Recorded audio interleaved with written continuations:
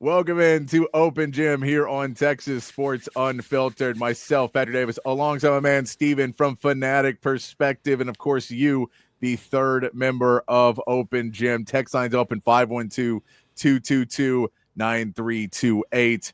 And of course, over there on the chat on Facebook, Twitch, X, and of course on YouTube. Give us a like and a subscribe if you want to join us over there as well. And yeah, and Chan says Clay has no jump in his legs anymore. It's not like he's just always been bad off the dribble, and now because they don't have a point guard, so no one there's no plays being run or really anything because they're trying to play big, and so he's not getting open threes like he always did with the Warriors because you had to chase Steph and they set a bunch of screens, so he has to create a shot, and he's never been good at that. That's not in his bag. Nah, it's not his bag, but he's always been such a great guy off the catch and so efficient Yes, yeah, off the catch that it hasn't mattered. I mean, 100%. he's the guy that was known to get 60 points in 8 dribbles, right? That's what I'm Like that, saying. so that type of efficiency is crazy, right? No, But at one point he was probably the best perimeter defender in the league and was the best 3-point shooter in the league at one point in his career. right. And was dominant at that. And then even when he came back, he wasn't the best defender, but he was still a pretty smart defender, knew how to lead guys the right way, and could hit Use threes. his size because he's a bigger guard. He's Yeah, always been good at that. Yeah. and then he went to the Mavs. He'll be better when Kyrie Irving comes back because Kyrie will get him looks and Kyrie will get him open threes. And then he can do what he does really well. But right now, there's no point guard. And he can't play without a point guard. Which I still don't get how Jason Kidd doesn't understand that you need a point guard. Seems like he should get that, right, Steven? He should understand the concept of point guards being important. Of all people. And it's not like he doesn't have point guards on the roster. I mean, they're playing Brandon Williams more now, and you had D'Lo there. But oh no, let's start Cooper Flag at point guard, and let's try and stunt screw the up growth. his confidence. Yeah, let's stunt the growth of Cooper Flag instead of putting him in his natural position because he's probably the future of our franchise. And you want to talk about handle, like Cooper Flag, who's very gifted, and he's going to be fine. For those who are worried, he's going to be fine. This is a process. I know he's not off to the fast start that some of the other young rookies are, like his former Duke teammate, Con Knueppel, who's killing it over in Charlotte, and VJ Edscombe and Dylan Harper. No, he's not off to that type of start. But his game, even at Duke, the thing that was probably the most that needed developing was his handle, even into the tournament when they played Houston. If you remember, Houston kind of got underneath him a little bit, and even though he played well in those games and got his numbers, that's still an area of his game where I would say if all these areas are 9 out of 10 or 10 out of 10, 8, handle was probably a 7 out of 10 for Cooper Flag as a 3. Yeah. I'm talking about handle as a 3, let alone as a starting 1 in the NBA. In the NBA. No, and that's what happens opening night. All right, we're gonna put Stephon Castle on you, pick you up full court, see what happens, brother. You know, well, and then we're not gonna really run plays, so you're gonna pass the ball off, and then that guy's never gonna look back in your direction again. And you're like, it's just everything about it is ridiculous basketball. Jason Kidd may be trying to get fired. Who knows at this point? He may want to get out of there at some point, but not want to, not lose the money. So maybe that's the case. Maybe he's like, screw it. I'll just do this and they'll fire me. Everyone hates everybody here now anyway. And I'll get out of here and they'll fire Nico. Exactly. Fire Nico. Exactly. David, I'm glad to have you back on the show, man. How you been? I'm doing well, sir. I was actually battling the flu. I'm still I'm on the after the rebound, if you will, but this is helping the spirits, man, being here on Open Gym. So did you get the flu from hanging out with the Mavs fans? I think so, man. That's when it really hit me. Was opening night. But trust me, I was letting them have it. I was one of the main people that I swear to you, I was one of the main people that started the Go Spurs Go chants. It was well worth it. Boy, that was glorious to see there at on the broadcast, hearing Go Spurs Go at Dallas, seeing Wemby get up and trying to get the crowd up. That was fantastic to see. For a once proud Dallas organization, how quickly that ownership has ruined everything that Mark Cuban built. It's like that Shannon Sharp clip where he puts his glasses down. You know, I gave it everything I had.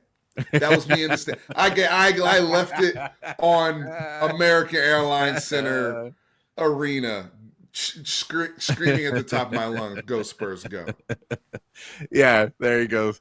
Yeah, make sure. Yeah, you can't do the Fire Nico chants though, because Mass Security will come get you.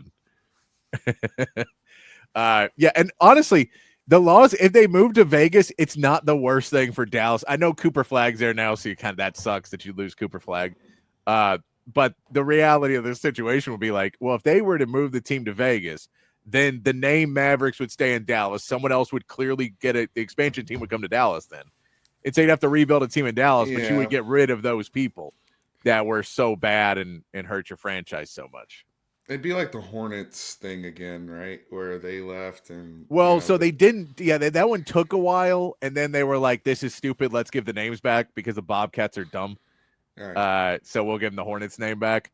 But now that we know that, now that like Seattle, if they get a team, they're the Supersonics. That was like already set in stone that's where that is. As it should be.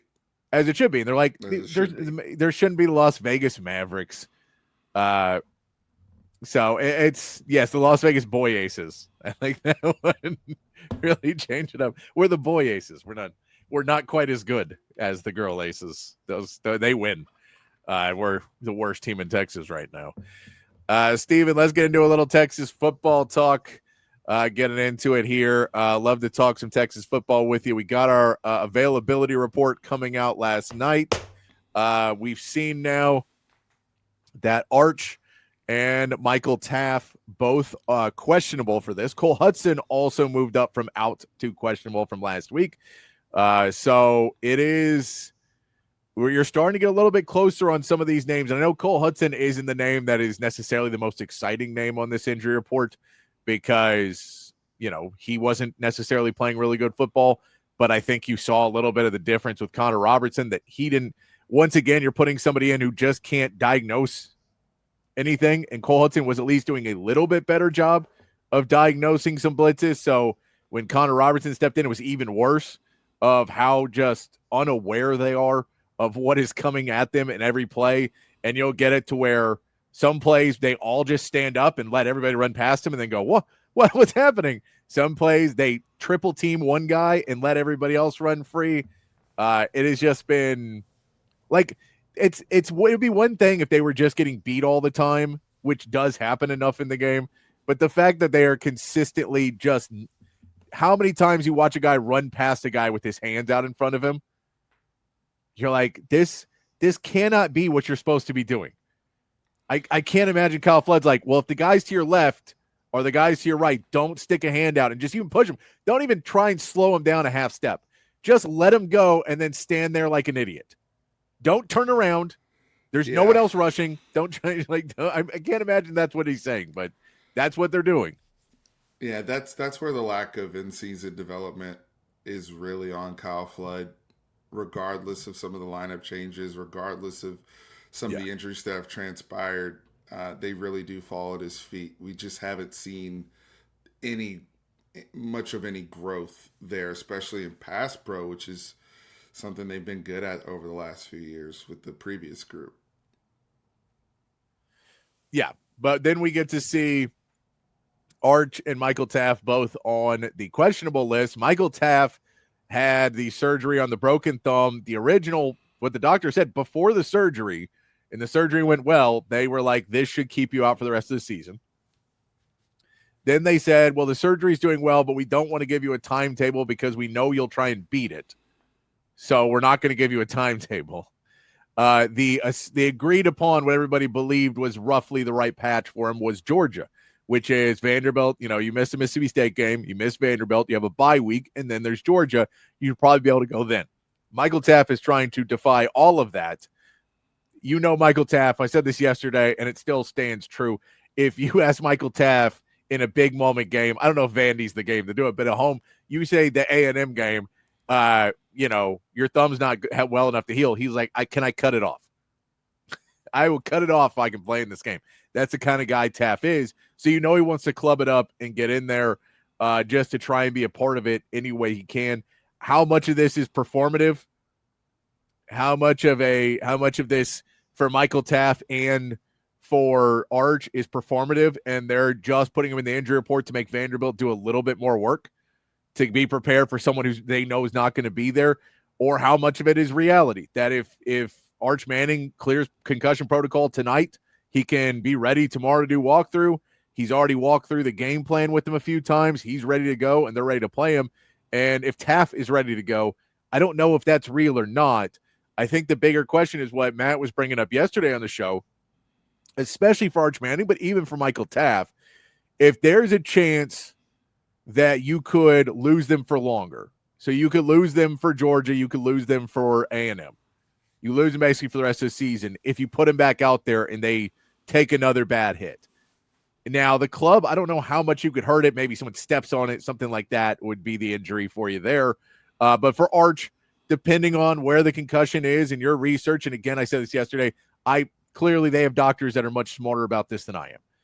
But is there a worry to you, Steven, that you putting Arch back out there, if he clears on a Thursday night, Friday morning, on Saturday at 11 a.m., sticking it back out there against a defense who wants to take his head off? Yeah, I do have my concerns when it comes to, obviously if he has another concussion, that becomes very problematic, and the way you then handle that is definitely jeopardizes things down the stretch. However, if he's cleared and they go through this process, which they have to be meticulous about it. They Yep. have all these tests. I mean, it's 2025. I mean, they do this stuff now with much more caution than even 10 years ago, right? Then if he's ready to play and he clears protocol, I'm playing him personally. Yeah. I mean, especially if he's been full practice the last couple days, has been reported, and it'd be different if he had been practicing and all of a sudden he got cleared, and then it's like, Yeah. all right, let's Well, throw but him in that's there. we also don't know how much practice he's had. True. Because again, True. this is Sark, They which can practice say full practice, but yeah, he goes, right. they were both participants in practice, and to them, to Sark, that means they ran out there and Arch threw some balls on the sideline while we ran plays with Caldwell. Sure. And I'm just kind of saying that he's a part of practice, or it could mean he's literally out there with the red jersey, because it depends on what phase you're in where you're allowed to do different things. So we don't know what phase he's in right now to respond. But I think that's a question, and it is one of those things of, at the end of the day, I do trust Texas. I don't. Sark has I do as always well. been overly cautious. Sark has not been a guy who seems like he's ever stuck a guy out. And I get this is a big game. This is a big game, but it's not necessarily the same thing as a big game for Sark as it is a big game for Texas this season. Sark's job's not on the line here. Sark is not playing this game like, man, if we lose this, things are going to get real heated here, and I got to be careful. Like Brian Kelly, Billy Napier, those guys were not only the team trying to keep their season alive back against the wall, but your coaches might be getting fired back against the wall. And we saw Florida respond against us. LSU did not respond in any form or fashion for Brian Kelly, which not hugely surprising after we hear everything about Brian Kelly and people kicking dirt on his grave after he's fired. But I trust what Texas does in this. It's going to be extremely nerve-wracking all year long. We in preseason, and me and you had talked about, Arch, you got to slide, you got to get down, you got to, don't take those hits. If you're going to be running, you got to be careful. We talked about that the whole time. And then you start to watch season, and then he starts to take some hits, and you're like, okay, all right. I start to get a little bit more confidence. It feels like we're going back to preseason. No one lay a hand on Arch Manning. Arch, get down. Don't let anybody touch you. But we know with this offensive line, you're going to get sacked once or twice. Like, that's almost an inevitability. The question is, when he took that bad hit, he was running forward. So if you're bringing Arch back out, how do you bring him out there, trust that he's going to be out there, and still be kind of the needed recklessness he needs to have, but trust him to not take those hits? I mean, he's your second leading rusher. He's a part of your run game. He has 6 touchdowns on the ground. He opened the game. We finally had an opening drive touchdown this week or last week, and he got clipped on that play on the lower body where he was limping, right? So he was. I mean, you look at Arch. I was telling somebody during the game. If you looked at him when we got into overtime, his t-shirt under his jersey was ripped up. He was covered with grass stains. It looked like he had been in a heavyweight Yeah. fight. He's had his calf wrapped up now His for a couple calf was weeks. wrapped up. Like the guy. And if I was a Mississippi State fan at that point, I'm like, is this the freaking Terminator? Because how many hits do we have to put on this guy for him? And he keeps coming, and he was coming until that secondary hit came in on the run play that ultimately, took him out, right? So one thing I do have comfort in though is twofold. Number one, Texas is doing it right. Play the game, and when I mean the game within the game, yeah, everybody's questionable. Yeah. We'll see what happens Saturday morning, how he feels, right? Yeah. Vanderbilt needs to prepare for two quarterbacks, period. They need to prepare for Matthew Caldwell. They need to prepare for Arch Manning. So continue to play the game if you're Texas all the way. People do it against us every time, especially 100%. OU. People do it against us all the time. So play the game. Number two is Sark has fortunately been in a position where he's had to play a backup quarterback every year he's been at this school. So this is nothing new. And at least you have somebody in Matthew Caldwell where you brought him here for this reason. He's a veteran player. He's played in big environments. He's played at Iowa. He's played in P4 environments where he's had to start and play big boy football.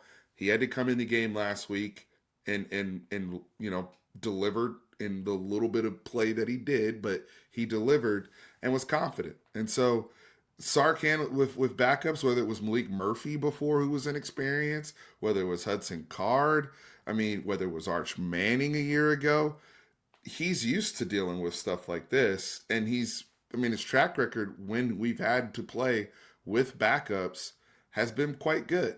So I feel comfort knowing we will be prepared one way or another for this matchup, Patrick. Honestly, I will tell you this, and I've been saying this on other platforms. To me, styles make fights. And this matchup coming up with Vanderbilt, I feel so much better about this matchup than I did about our matchup versus Mississippi State just a week ago. I've been telling people for weeks, the Mississippi State game terrified me because we did not match up well with what we do well and what we don't do well versus what they do well and what we don't do well. That was a bad matchup for Texas. We got lucky and we got out of it. But what Vanderbilt does well and what they don't do well and what we do well and what we don't do well, I like us versus Vanderbilt. And so now we're in a little bit of position where we can kind of play some games with the QB situation. If Matthew Caldwell's in there, I have confidence that we can execute the game plan and still be productive running this offense. But like you said, Arch is a big part of our run game. So that is something that, especially short yardage and at the goal line. Yeah, it's curious to see. We had Will Matthews on the show yesterday, and we had a similar play that annoyed us in the game, which was on 3rd and 2, they threw the ball as opposed to giving it to C.J. Baxter. And in this game, it feels like that's when you're like, okay, we have to use the running backs more. I know you want to be able to still roll out if Arch is playing or if Caldwell's playing because his O-line's not there. And Caldwell apparently has a little bit of legs on him too. He's not going to have the same athleticism as Arch, but maybe he can get to the outside. And if they're not expecting it, get a couple yards. But I think you do have to use C.J. Baxter. Thanks to CB, greatest honorary producer in Austin sports radio history. So true. CB. Sean Miller did just pick up another recruit. I saw he was announcing today. I did not see that he went through, but Joe Sterling has just announced he will be committing to Texas. He is from Harvard Westlake in Studio City, California. A 4-star prospect, 6'4" combo guard. He is a guy who can space the floor. So just like Ogden, he is a floor spacer. He is somebody that you can go out there and try and get some 3-point shots. So clearly Sean Miller is looking for some guys to hit some threes for him in this Texas offense. Something that Texas has been lacking for several years now is being able to hit those threes. It is, you want to be able to get some bigs, but you have to have spacing.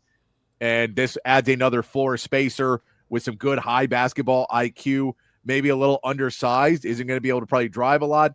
I wouldn't expect him to play a lot early either, but him and Ogden, I think, are both guys that you look at and say in 2 to 3 years could be really important pieces to come down if they stay with Texas, to come down and hit some big threes for you in these games. But another piece for Sean Miller for next season is trying to bring in shooting, trying to bring in some guys to hit some threes. That's Sean Miller's recipe, right? I mean, if you look at Xavier and Arizona before and everywhere he's been, shooting is encouraged, it's emphasized. That's a must-have with his guards. It's a reason why, some of the guys strategically that did come back for Texas are in a favorable spot, because of the element and the emphasis on shooting and spacing the floor in Sean Miller's system.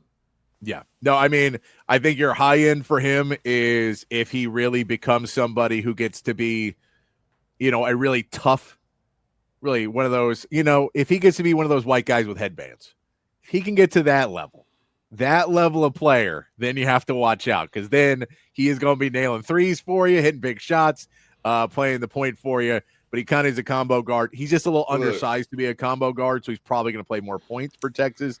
But he'll play that too if he's just there to shoot threes. Look. You got to look no further than Austin Reeves of the Los Angeles, of the white dudes with headbands, man. Of the Snow Time Lakers, because right now white guys are having a moment in the league. It's gotten out of hand. It's gotten out of hand. We have 4 guys that have dropped 50 points in the NBA, and 2.5 of them are Caucasian. And so, because Aaron Gordon's a half-C. So, you look at Lauri Markkanen going 51, Austin AR-15, who looks like the next version of Pete Maravich out there.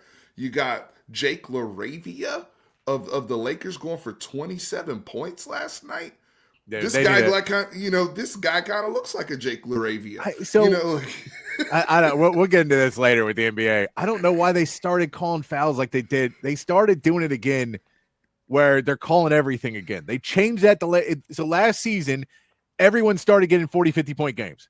And they were like, hey, we have to stop this because it's ruining the history of our league, because it's not fun to watch. And literally everyone just gets fouled every time they shoot now. So it's almost impossible to play defense, like really good defense against the elite scorers, which they kind of want, but not at the level that's happening. And so they started to, let him play a little bit more. And then they started this season and they start calling everything. I was watching the game with my dad and I'm like, dude, if you're going to get mad at every foul call, it's going to be a long day. Mm-hmm. Because they're calling everything right now. And it's not fun basketball to watch. You just get really high scores and guys putting up 50 points. But it's like SGA basketball for everybody right now. And it sucks. It's not fun. So hopefully they will start to tighten up those rules a little bit more. But that's beside the point. We just need to get some headbands for our white guys, because that's the key factor to really turn those players. Who was the last Caucasian Texas player with a headband? Dylan Osakowski? Like, who was it? Yeah, maybe. I don't think Brock ever wore one. Brock never wore a headband. Uh-uh. No. I think it may have been Dylan O. Was the last one that was out there with that had a little bit of a clip. He didn't even shoot the ball that well, but he was trying to have some swagger with it. Yeah, that may have been the last one with the headband. I'm trying to think of any off the top of my head, like a smaller guy that maybe came in. But again, we haven't had that dude for a while. So most of our white guys were bigs. We've not had small white guys in a while in Texas. So I don't know. I don't know if we've had anybody that did that. Yeah, Ozakowski had the crazy hair, which is why he started wearing the headband at different points, because he kept doing. I think he came out with braids at one point. Mm-hmm. He did. I think. Which that's too far than the headband. You got to pull that one back. But you're probably right. That's a good pull. Steve. Get back to some Texas football real quick. Getting into Texas and Vanderbilt, Sark did speak to the media today, and gave you a little bit more updates on some of the players and what you need to do. One of the questions Sark was asked was about, did he talk to the team about kind of, guys, I know we've been in a dogfight and away from home for, a month and a half, and it's It's been one thing after another. We lose to Ohio State week 1. Then there's Arch struggles and all this media. We've never really been able to kind of sit back down and go, we have 4 games left and we're still in the playoff hunt. We're still in the SEC title hunt. We're still alive in this. As bad as everything is gone, we're still completely alive in it. But we are playing 3 really good football teams out of the next 4 weeks, and then we got to go to Arkansas. No, Arkansas comes in. We got to play Arkansas, who hates our guts. But Arkansas can score, and they got a lot of explosive players. They got to deal with Taylor Green. Absolutely. So there's like you got to deal with all of these different pieces. And if you talk to your team, like, guys, keep your eye on the prize because, I know everybody's trying to get up and play, figure out your own positions, but we're not that far away now. 4 games left. Let's go do it. Here's what Sark had to say the little bit of him mentioning to his team where they're at in the season. No, I mean, I'm the one thing about me with our team, I'm not naive that they don't read and see and understand. And so I want to make sure that they can understand my perspective. So I had about a minute and a half discussion about what your point is. We've got 4 regular season games to go. And if we can handle our business, we have as good as opportunity as anybody to play in the SEC championship game and be part of the college football playoffs. But none of that is going to happen if we don't handle business this week. And so as long as that just went for you guys, for me to explain what it is, that's about how long I talked to the team. Then our focus went right back into this game. This is the most important game of the year because without this game, those other 3 games, they lose the impact of what they could matter down the road. So we got to pour all of our energy and our efforts into this one for Saturday. There is Sark speaking to the media. Yes, hair of the dog. They do have a bye week after this week. So it is 5 weeks left, 4 games, but yeah. I like that clip by Sark. That clip by Sark because it's important. I think at times, especially during a long season, every now and again, you have to remind your players of the bigger goal. Like you want to get people isolated and focused. And I understand this, the Tom Herman go 1-0 every week, blah, blah, blah. Like, yes. And you want them tunnel focused on Vanderbilt. But I do think it helps recharge batteries. I do think it helps reset focus, understanding that the bigger goal coming into this season was to win the SEC. And right now, that objective is more than possible. It is still on the table. And as a matter of fact, we are now in a playoff mode to get to that goal, to get back to Atlanta. So, yeah, I think it is totally okay to take a minute and say, guys, because I remember I broke the season into 4 quarters. This is the beginning of Q4 coming up, starting with Vanderbilt. We got 4 games left. 3 of them are at home, but 3 of these 4 are top 10 teams. And you know what? This is a great opportunity for Texas. This is a resume building opportunity for Texas. This is an opportunity for us to get to where we need to go. Everything is in front of us, not behind us. So I like that, just to reset things for the kids, for them to understand that, we are still playing for a championship. There is all of that in front of us, including playoffs, but we got to go get it. And then now we reset back to Vanderbilt. That was a great clip. That's good. To me, that's a good message by Sark. Yeah, I mean, that's kind of, you have to at certain points of the season, because it does feel, and like what he says at the beginning, he's like, I'm not ignorant that I will tell them, block out all the noise, block out everything else. But I think it's important because so much of the noise is Texas is going to lose. Texas sucks. Arch is the worst. Or the offensive line, like all there's negativity everywhere in it. And there isn't, guys, we are a 2-loss team.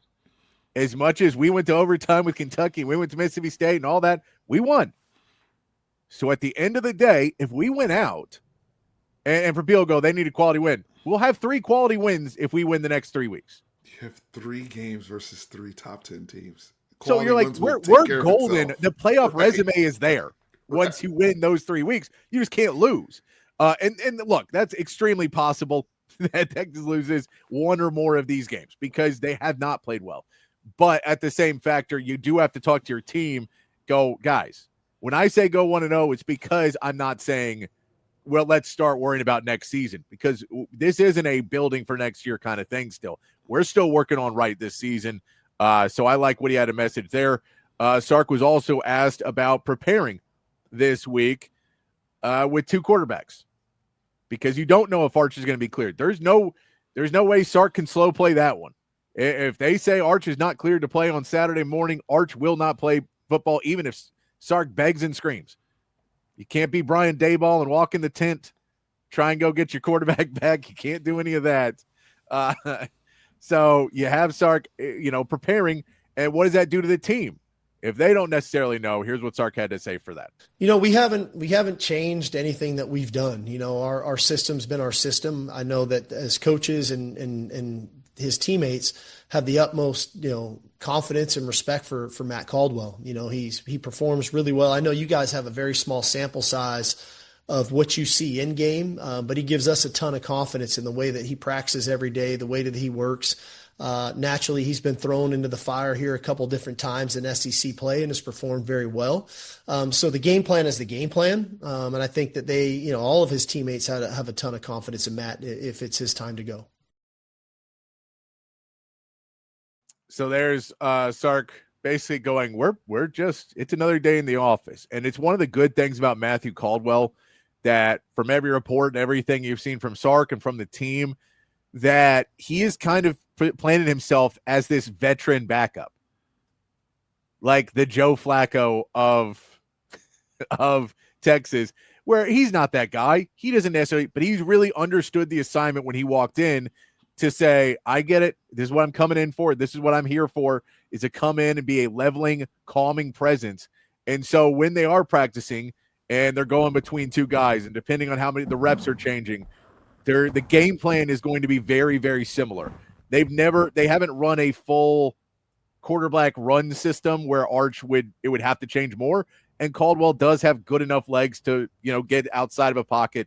He possesses some skills that Sark, that's one of the reasons they went and got him. So they could just kind of insert him in. We saw the difference in Baltimore going from Cooper Rush to Tyler Huntley, who Tyler Huntley can insert into their system and still make the offense work. I think that's what they want to do with Caldwell. Is we don't want to change anything because this team's not good enough to learn a new system overnight. So we better keep everything the same and then try and get Caldwell to be the one guy to make that work. And I think for Texas's case, it's a good thing. I mean, some teams benefit off of having a backup that's very different from the starter. It just depends, right, on what type of team you have. I think in Texas's case, we need that continuity. Matthew Caldwell has the longest run of anybody on this football team in a game. I mean, he came in there pulled that rock and went for 50, right? So we know he has the wheels to at least threaten the defense, to at least keep that defensive end honest, and to scoot out the pocket when need be, and to protect himself. Now, protecting himself may mean he needs to throw the ball away, or they call a little bit more boot, or he protects himself with audibles, just like he audibled when he came into the game. That shows me that you're tracking the game as properly as a backup from the sideline, by the way. Yes. When you can come into a game cold, and when I say cold, throwing the football cold, but you've been tracking the game like you're the quarterback, to where you already know the defense and everything that is happening, and you know what the proper answer is pre-snap. I think Matthew Caldwell won't be sped up by whatever he sees pre-snap, especially being at home, right? And that's the other thing. I think, what's the number, 42 days or something like that since we've played? It's been a while, because it hasn't been since non-conference. Mm-hmm. So this is our first conference game. Our first Power 4 football game in DKR in the year of 2025 will be November 1st. Think about that, right? I mean, so there's a lot here. I mean, this stadium won't, and this is also going to be I think I read that they're also commemorating the 2005. Yes. Yeah. By the way, if team. you didn't see that, Michael Griffin was on with Chip and Zay on their show. Make sure to go back and check out that. Really good stuff in that interview. But yeah, he was talking. Yeah, they brought him on. They're going to honor them in the first quarter of the 20th year of the reunion of those guys. It's all set up to try and make it work. The team just has to be able to get it done. One of the things Sark was also asked about was, now that you've, had to win a game against Kentucky and you've had to win a game against Mississippi State where you have to have this comeback, and where in Ohio State you were trying to come back and came up short, and then Florida you were trying to come back and came up short. Now you're able to hold off Kentucky. You're able to come back and win against Mississippi State. Is that experience the positive way of looking at things? The experience you have now of running 2-minute drills, of trying to catch up and trying to play that, is that going to be beneficial? That if Vanderbilt does get a lead, if Vanderbilt's there, do you have a little bit more experience in trying to stay alive in these games? Here's what Sark had to say. Well, I think it's confidence building, especially, one, when you execute it at a high level and you get things done, and that builds confidence and belief in what you do. Two, there's valuable lessons learned when maybe you don't execute them the way you would have liked to have executed it. And so you've got to look at it from both ends of the spectrum. We do try to practice a lot of special situations and scenarios, and that has been something that I've learned in my time as an assistant coach and have tried to evolve more into. And I think it's really benefited us. And we do a situational masters meeting every Friday morning. We'll start tomorrow morning with that meeting and go through different scenarios of examples from around the NFL or college football or whatever it might be, and then how we would play that scenario. So we try to put them in as many of those scenarios as we can. You can't predict all of them, and they only show up when they show up, But as long as we keep trying to raise the football IQ of our players and executing in those critical moments, you have a better chance. There's so many one-score games right now that ultimately, your performance at those critical moments, I think, is vitally important. So there's Sark speaking to the media today, giving you a little bit of the positivity of all of the struggles. And the question I asked this of many people this week: can you learn from wins, or do you have to have the losses? Are you able to grow from those wins? And this is one of those points. Can you grow from, this is the moment where we're getting better at learning how to control these games in the fourth quarter and being able to get in the right position to win. Now, can we take what we're doing in those fourth quarters and start doing it before everyone in our fan base has to do 12 shots and pull their hair out and punch a hole in the wall? Can we do it before then? I think that's kind of where you want to be able to take this experience of, guys, you've seen yourselves do it now. You've seen yourselves pull out these victories. Could you make it a little bit easier on yourselves then? Absolutely. And I'm just going to answer straight up. I mean, I definitely think you can learn from wins. I think even this fan base, we took a deep breath after that game. Yeah. People were not happy after Kentucky. Oh no. Nobody was happy after Kentucky. I mean, the Kentucky week almost felt like a loss the week after that. And going into when you have moral victories, that felt like a moral loss. That felt like a moral loss. It really did. Like, damn, like y'all went to Kroger Field and you won 16-13. Yuck. Like, and it was the way the game played out and everything that transpired. And then you see Mississippi State happen, right? And it's almost like an avalanche of like, we were down for so long by so much in the Mississippi State game where, Texas fans we're talking through, all right, who stays, who goes on the staff, and what's next year going to look like. People, we had moved off the season. No, we were already looking. People were already trying to pick out the play caller they wanted, because there's no way Sark. I mean, we saw we're not even a bowl team anymore. We may not win 6 games. We all of these conversations are being had, right? Who do we need to go and try to look at in the portal and all this type of stuff? Yeah. And like Sark talked about in that clip about situations. Well, here's the situation. You're down 17, 10 minutes under. How quickly do you need to score to get yourself back in the game? And now Texas is running a simulation all of a sudden of a scenario.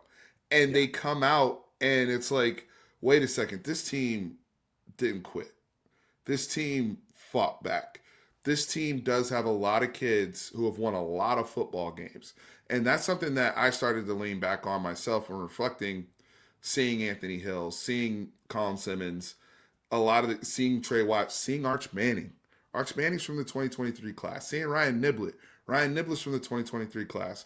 All they know is winning. They don't know, the 5-7 days. They don't know because it started. There's a period in that game where it felt like Vietnam and Arkansas 2021. Yep. There's a period in that game where it started to felt like that. Yep. And then for them to snap out of it and start to make those plays and show that desperation, show that Texas fight. Now leaving the game, it's like, man, they do care. And you know what? These boys have been away from home longer than anybody else. They have not been home. They've been road warriors. They've been winning ugly. Guys have been going down. And it's like, you know what? Now they get to kind of take a deep breath. They get in does this actually kind of set up a little bit better for Texas now? Because you get to come home, you have one game, and then you get a bye.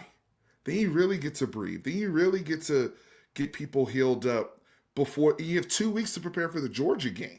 Yep. Right? All of a sudden, it's like, man, if we can just handle that one home game against a Vanderbilt team that we do match up better. Match up very well with. We match up better than we did in the Mississippi State situation. 100%. I'm not guarding 4-2 Brennan Thompson anymore and 4-3 Anthony Evans on an island. No. When they were moving our boys. You know what I'm saying? Like, that's not the case on Saturday. Now it's like, all right, if you go into this bye 7-2 and you got 2 weeks to prep for Georgia, you go give everything you got against Georgia. Now the narrative is different. The narrative is different, Patrick. Oh, 100%. 100% you're dead on, because it is like, this is such an important game of changing the mood, where it did feel, you're 100% right. After the Mississippi State game, you went out and you were like, I shouldn't feel this happy about this. I should be miserable about this win. It shouldn't have gone to overtime. It shouldn't have been this close. And I get they match up well against us, all of that. You can put every excuse out there. There's no reason Texas should have been down what they were and had to have that comeback and then had to go to overtime. But how well they played in the last 4 minutes in overtime to not only score relatively easily against them, but then also completely shut them down on the other side of the ball. As great as that feels, you still have that little bit of worry. Can you go out there and beat a Vanderbilt team and then go, well, we actually beat somebody? We're not the bottom of the barrel just beating up that, we get bullied. And so that kid is bullied by someone else. And then that kid's bullied by someone. We don't want to be like the second to smallest rushing nesting doll. And so you have to win this week. So we're not in that conversation like, well, we're better than Kentucky and Mississippi State, because that's not where Texas wants to be. So it is a big piece on all that. Sark was also asked about what Michael Taft means to the team of being on the field and with him being questionable, possibly being back out there against, and what you could tell was missing against Mississippi State. I think one of the things is just there's a quiet confidence, and I don't know if necessarily quiet is the right word, but there's a confidence that Michael Taft provides when he's on the field. I don't know that schematically we could have or would have played any better. It wasn't like we were blowing coverages and things. I think they maybe got us on one. But I do think there's a sense of confidence that he can provide to the guys around him. But I do think it was a great opportunity for Jelani McDonald, Derek Williams, Xavier Filsaime to grow in their role. I thought it was great for Anthony Hill to step up even more, and sometimes, certain games require more of you. And that one required more of Anthony Hill. And just like certain games have required more of Colin or Ethan Burke last week, so on and so forth. And so, when you have moments like that, you miss those great players, but it also provides great opportunities for others and that we can grow from. Both Arch and Michael practiced again today. I don't have anything beyond for Arch, just because we have to follow the protocol of the days and the reps, but Arch is making good progress as well as Michael. There's Sark speaking about what it means to have Michael Taft on the field and what it helps. I do like he goes, quiet confidence, and then immediately realizes how loud Michael Taft is and goes, all right, maybe not quite, but it does give you that comfort, the comfort that this offense has not had all season long, where there is no, like, your running backs are trying to bring it to you, but they haven't had the game. In Oklahoma, we had the comfort because Trey Wisner ran well, and Trey Wisner was your comfort. But the defense, having Michael Taft in the back, making sure when Michael Taft's not yelling at you, you feel like you're doing something right. And when he's not back there, maybe you're a little bit more worried, especially when, they run a big play on you or Brennan Thompson gets free on you on the play before. So I do believe there is something to be said of him being out there, even if he's not 100%. He's not a big interception guy. We know he can't pick up a fumble. That is the biggest fault of Michael Taft, possibly, that he can't pick up a fumble. And he's not a wrap-up, grab a guy. He's a guy, take your head off, hit you with the shoulder guy anyway. So it feels like he could play with the club on. Doesn't feel like that would be necessarily the worst thing in the world if he does bring you this other factor of making sure everybody on the field feels better and you bring that confidence back to a defense that did get rattled a little last week. Yeah, I'm gonna get to Taft in a second. I do think though, for the offense, it was huge for them to have the performance that they had, to Colin Simmons' point, the week before. Yes. Right? Because it required all three units to win that game. And I think it's a good thing that it happened the way that it did. Because there were times where the offense had to bail out the defense and the special teams and vice versa, right? And so just it being a true team win in that sense. And then you throw in Ryan Niblett in the special teams unit, chef's kiss, right? Now all of a sudden everybody is contributing to the solution. So at least they come into this week where it's like the offense can come in and say, yo, between the fourth quarter and overtime, we scored 31 points, bro. Like we all of a sudden we might have some things going here. And that was with Arch and Matthew Caldwell participating. So there should be better vibes in that sense. Now to Taft, I do think if he is able to play, now, I'm thinking about it schematically, because in the Mississippi State game, I do agree with Sark. I don't think they would have changed anything if he was there or not. I think Phil Simi and all of them would have still been, Taft would have still been there. We still would have had some of the same challenges. Maybe we're a little bit tighter. Maybe we play with a little bit more confidence pre-snap. But he was very vocal, according to several players, like Alex January and several other guys were talking about, on the sideline, he was like a coach. Like he's screaming out calls and tendencies and all of these things. So, but against Vanderbilt will be interesting, because last year, Vanderbilt is a scheme game too, because they run this triple option. And we got to play, and we have the personnel to get funky with it. So last year we played Jelani McDonald a lot at the line of scrimmage at nickel to match up with Pavia and some of these tight ends. What if we did that again, right? Like what if Jelani McDonald spins down again and Taft is more like a deep safety, where he's not necessarily the first person in the run fit, but you also feel confident that he's going to be back there for any seam routes that happen to the tight ends or anything like that. That's how I'm picturing if he's able to play in this game, because I just like the way, like last year's Vanderbilt game was kind of Jelani McDonald's breakout game for Texas fans. That's when that's when he really, really stood out and became a big name, because he played so well against this scheme. I don't know how PK doesn't try to just replicate what he did, because Vanderbilt's going to run their stuff, right? And so I just think that Taft being, even if he's just a deep help guy and he's not necessarily the normal run fit like he is, I still think that that's a positive for Texas. Yeah, and Michael Taft was third in tackles as well last season in that game with 6 tackles, had a pass deflection in the game. So still did make an impact. We'll see what he can do there. Last clip we'll play today is about the question of kind of the world, and it's a weird piece of defending Diego Pavia. Diego Pavia is not an elite quarterback at quarterbacking. He's an elite quarterback at making his team believe, doing the right thing over and over and over again, consistency, all these other things, that he wins football games. He helps his teammates be better. He does the right thing so many times. So he's a different kind of defend your guy, because he doesn't necessarily roll out and watch out, this guy's going to take a shot over the top of you. Or, if you let him get free, he'll run for 35 yards. He's going to run for 8. Then he's going to hand off for 4. Then he's going to make another good read and pass the ball for 3. And they're just going to keep moving. Just first down, first down, first down, first down, first down. And you're like, oh no, our defense is getting stuck out there. Defense has been playing too much as it is. So Sark was asked, kind of, how do you plan to defend Diego Pavia, who has just over and over again shown he is the most elite test in college football? Yeah, I mean it's a challenge both ways because I think one thing is because of the multiplicity of personnel groupings and formations and run schemes, you got to make sure your gap integrity is sound in all the looks that they can give you. And so there's times when sometimes zone coverages are a little easier to adjust things out. Sometimes man is a little easier to adjust out. But always on the back burner is how are you going to account for the quarterback? And how are you going to account for the quarterback in the designed quarterback runs to make sure you have enough hats to fit the designed quarterback runs?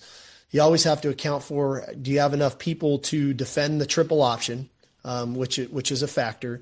And then you have to make sure that if they do throw the ball, that you have the ability to defend the ad lib plays and when he starts to scramble and move out of the pocket. And it's not always to run. One of his bigger plays last week was on a broken play, throwing it back to the running back for a critical first down. So, really disciplined eye control, really disciplined in our zone drops, really disciplined in man of our rush lanes integrity of trying to cage that pocket. I mean, all those things are going to play a part, as it points to it, so I just don't think we can be one dimensional. They're too well coached. They got too good of a scheme. We're going to have to continue to mix our looks and try to make things, difficult on them and try to create some negative plays. There is Sark speaking about what you got to do against Diego Pavia, and it is, you just have to be prepared for everything. You have to be prepared for him to break the outside and then still throw a pass. You have to be prepared for him to break the outside and then take off. You have to be prepared for him to run a delayed run. You have to be prepared for him to run a straight run. They run the closest thing to a triple option there is in football today. That's what he tries to do, and he's really good at picking which play works. If you look at Texas last season where Vanderbilt put up 24 points against Texas, I know a little bit that was late in the game, but it was still 24-27. Diego Pavia, the longest play they had was 21 yards. Diego Pavia's longest play was 18 yards on the ground, but a 21-yard pass was their longest play of the game. Not hugely explosive plays, not big plays downfield. He was 16-29 for 143 yards, 2 touchdowns, and 2 interceptions, and he ran for another touchdown. He was just good enough when they need him to be good enough, and he's better now, and the team is better now. So if he goes for 175, 2 touchdowns, 2 interceptions, and runs for a touchdown, maybe that's enough to beat Texas this season. That's what I'm saying. He doesn't have to be statistically great to just keep making the right decisions, not give you the ball back, not let your offense ever get any type of rhythm, and they just march down the field. And once he gets in the red zone, they're really good at scoring in the red zone because now you cannot account for everything that's there. Yeah, this is, to me, also a get-back game for last year because that game, Texas was ready to blow out Vanderbilt last year. Let's be honest. Like that 18-yard run was early in the game, and it was, I believe, on a third down, and Jalen Gilbo got broken down in the open field, and Pavia scored when he gave up outside contain. And that was like very, very, I think it was the first time Vanderbilt had the ball was when he had that run to break contain. And then the other big play happened later in the game. But throughout the game, Texas was what, 3 of 12. The defense was 3 for 12 on third down, which is great against Vanderbilt that particular day. They were forcing turnovers. And what makes me comfortable in this game, Patrick, is a lot of our guys that are our key defenders on this year's defense were all involved in that game last year against this team. This is not like they have never seen triple option. They've never seen Pavia before. Yeah. Jalen Gilbo was a key character in there. Jelani McDonald was a key character. Trey Moore, last year's game was the game that got Trey Moore kind of going. And then Trey Moore ended up finishing the year with a lot of momentum. If you look at the film, that was the game where Trey Moore started having because he matches up well with a lot of the stuff they were trying to do laterally. Colin Simmons played a lot in this game. Anthony Hill played a lot in this game. Leon Leifau played a lot in this game. Michael Taff, you mentioned, was third in tackles. So Manny Muhammad was in that. Like all of our key defenders were central characters in Nashville. And a game, Kobe Black, remember Kobe Black had the pick six, and Vernon Broughton gets called for the latest hands to the face, or else at that point we're up 17 with 58 seconds left. Yeah. Then it turns into we're now only up 3 and they're kicking on sides. That is the margin that got ballooned the other way last year. So now playing them again, we're all old, a year older, a year wiser. Vanderbilt's coming in here now with top 10 accolades. They've been playing great. But the numbers are similar. Like you said, Pavia threw for 149, right? Against Missouri, he was around 150. Yeah. Against Bama, he was around 190. He's not throwing for over 200 yards. They're not throwing the ball deep downfield. They're getting big. Where they're getting their big plays is actually when people get undisciplined, they spend too much time on Pavia, and then one of the backs goes off on that pitch. That's what I'm worried about, because they have this young kid who's averaging like 12 yards a carry, and the other one's averaging 6 yards a carry, and it's off of these pitches where they can go 80 yards, right? So it's kind of like when you play Army or Navy, you're like fullback dive, they kind of lull you to sleep, and then all of a sudden he pulls it and he pitch it, and that guy on that's supposed to be outside gets sucked in one time. They got people that can run, that can take it the whole way, or they pull it out and throw it to the tight ends.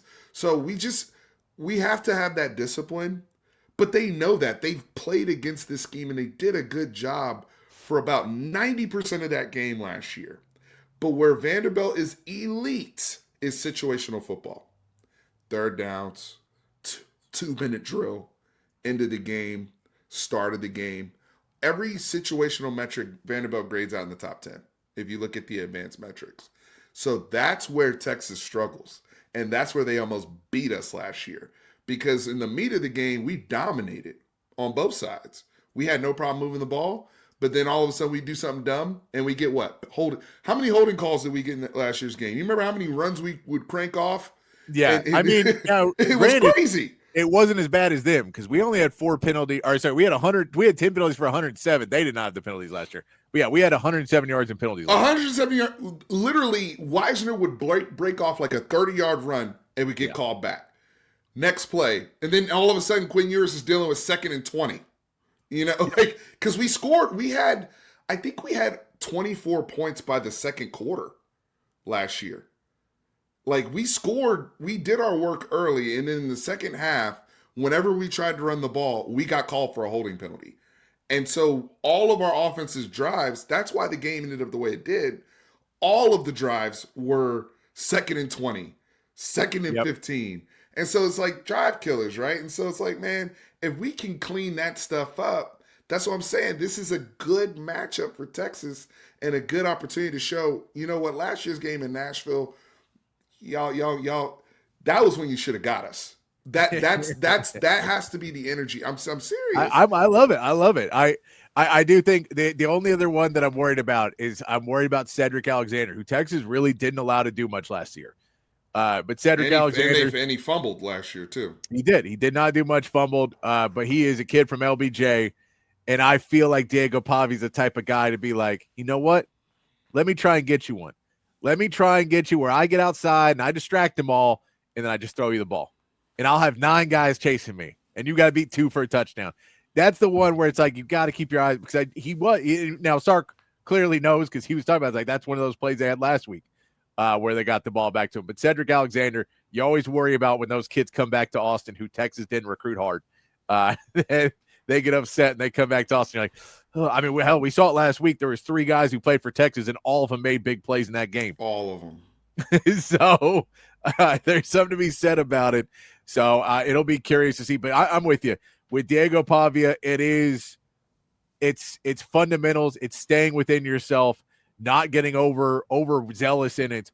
And you can slow him down to the point where that offense will not work. Again, the third down stat you brought up is 100% right. They were 3 for 12 from third downs last year. That's not Vandy football. Again, they're a better team than they were last year, but our defense is roughly the same as it was last year. Our defense isn't that much different. Our offense is way different. They may have, but the defense is still there. So they're a better team on the offensive side of the ball. But that, if you can slow them down and put them in third downs and put them in third and longs, then this can be a game that Texas can handle and put you in a position where your offense doesn't have to give you 35 points to win the game. This may be fan talk right here, but I'm going to say it anyway. I don't think PK going to have 2 bad games in a row. Because the other thing is this. I did not – Jeff Lebby, for whatever reason, knows how to – he has some beaters for PK. It just is what it is. I knew that going in. I knew that in 2023 when OU played Texas. Even the game last year when, even though Mississippi State didn't score a whole bunch of points, Mississippi State was moving the ball between the 20s.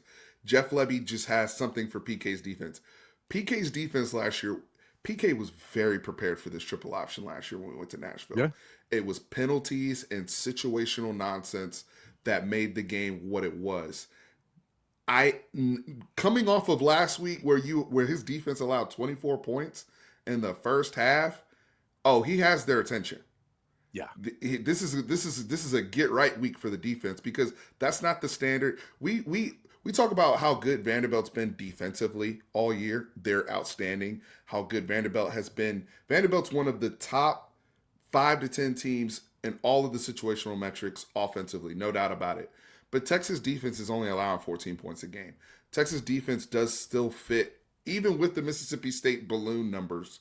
We're still grading out elite in all the defensive metrics. So I look at this game as a much more favorable matchup. And this is the game where he was playing around with Trey Moore and playing around with, I can see him playing around with Ty Anthony Smith and saying, hey, go spy Pavia. You have the lateral, just like y'all did with John Mateer. The same type of thing where it's like, hey, I'm going to funnel John Mateer this way, and I'm going to make it hell for him because he wants to create and he wants to go off script. Try to go off script against Anthony Hill, Ty Anthony Smith, and Trey Moore and all these athletes. Yes. And try to go lateral. Good luck. And it ruined John Mateer's confidence. There's some similarities there with what Pavia wants to do 100%. Off script. No, I'm with you 100%. And that is, Texas had a really good game plan against Oklahoma. Vanderbilt has a much better offensive line than Oklahoma does, but they also probably don't have the speedsters that you're going to have on the outside. So you can kind of bring it in a little bit. You're not necessarily so worried about getting beaten over the top by Pavia in this Vanderbilt offense. So there's a lot you can do in there. We're going to take our first break. When we come back, we'll get to our SEC rankings. We've still got Bama Bruce to come on as he comes on every Thursday and give us some picks for this weekend in the SEC. We will continue on. We'll see if we get into some NFL football. We'll see if we get into some NBA time. My man Steven from Fanatic Perspective on the show. We'll be back in about 2.5 minutes with more from Open Gym on Texas Sports Unfiltered.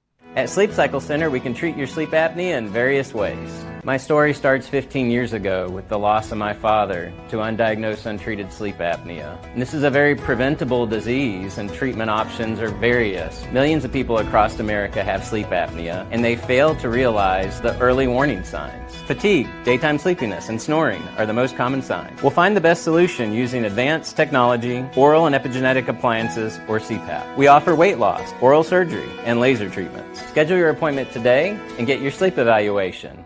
If you're looking to remodel a kitchen, renovate your bathroom, or maybe add some new life to your outdoor space, reach out to our friends at McCall Custom Homes. They are custom home builders and renovators here in Central Texas, and they've been doing it in Central Texas for more than 40 years. It's a father-son team with a ton of experience, and all of that experience is here in the Austin area. So they know what it takes to turn an Austin area home into something truly, truly special. Right now, our friends at McCall Custom Homes are offering free estimates to TSU listeners so they can come out to your place, hear your vision, they can tell you what they can do, and then you can go from there. Don't just take my word for it. Check out their website, McCallCustomHomesATX.com. Look at the gallery of jobs they've done over the last 4 decades. And then when you're ready, again, reach out to them and they will come to you. McCallCustomHomesATX.com, or you can call or text Mike McCall directly at 512-633-9580. It's McCall Custom Homes. We build value into your home. field goal, end zone, interception. What's up, kid? Just trying to write a new commercial for audiovisual consultations. You know, football season is about to start. Okay, so what have you got so far? Roses are red, violets are blue, football is awesome, our installations are too. Yeah, I don't think you're getting what I want. Okay, how about my football lies over the ocean? Boy. Yeah, I guess I just don't really understand this sport. Like, think about hockey, a sport played by real men. Fights, no TV timeouts, and no flopping. Yeah, that's why Audiovisual installs systems so that every customer feels like they're right there on the field. People's love for football might be hard to understand, but ABC can tackle any residential or home improvement to get you ready for the big game. Now you're getting it. Ready for the halftime show? What? Hug your kids, laugh with strangers, and make love to whoever the hell you want. Just call us at 255-8678. That's 512-255-8678. Back here on Open Gym on Texas Sports Unfiltered. Myself, Patrick Davis, alongside my man, Steven from Fanatic Perspective on the show today. And, of course, you, the third member of Open Gym. Text line's open 512-222-9328. Or, of course, over there on the chat on Facebook, Twitch, X, or on YouTube. A lot coming up here in hour 2 of the show. We're going to get to our SEC rankings. My man, Bama Bruce, going to join the show to talk some SEC football as well. See if we get into some other good talk here in the hour 2. Also worth noting, Steven, that Texas did get a recruit this today in basketball. Basketball is what, 5 days away now? 5 days away. We play Duke on the 4th of November. So we are getting November 4th, the Tuesday of next week. Is a big game for Texas to see what they do. But the 2026 recruit, Joe Sterling chose Texas over USC, New Mexico, St. Bonaventure, and more. He is a sharpshooter, 6'3", 6'4", combo guard. But once again, another shooter added to this roster for Sean Miller, trying to put it together. Man Chan on the text line says Clark Lee may change it up. They may change up a few things, but Vanderbilt does what Vanderbilt does. Like, they are very much don't have the personnel to change up. Yeah, so they just totally do certain things that are very similar. So they'll have different, they'll set up different formations sometimes, and they'll, motion things different. It won't be the same, but what they do is what they do. Because Diego Pavia doesn't have an arm to chunk the ball downfield. So he's not going to take the top off of a lot of defense. They don't have the wide receivers with the speed to necessarily take the top off of a defense. So there's a lot of little things in there where they just aren't built to do other things, but they're built to do what they do very, very well. Clark Lee's done a really good job putting that roster together.